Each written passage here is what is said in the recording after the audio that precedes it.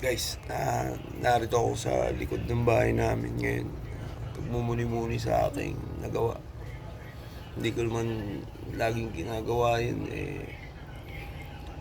Kaya medyo napapaisip ako nung bumuni-muni. Kasi yung asawa ko, sinigawan ako kanina. Narito ako sa labas. Nakipagkwentuhan ako sa mga kabarbahay namin. Hindi man totally sigaw, sinanuhan niya ako na, Lloyd, magsaing ka na. Siyempre, napahiya ako sa mga nabulyawan ko rin yung asawa ko.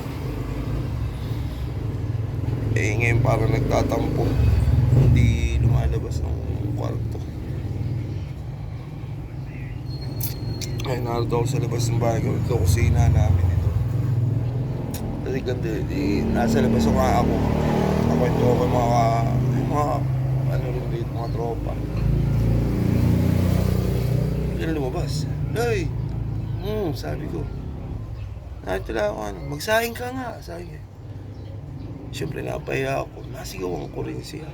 Ilang gatang! Sabi ko. Hindi na nagsalita.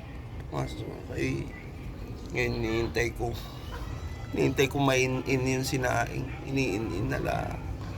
Narito ako sa labas para kung sakaling, alam mo na, mabigyan ako. Malawak ko yung tatakbuhan ko. Ayun lang guys. Sige, ingat.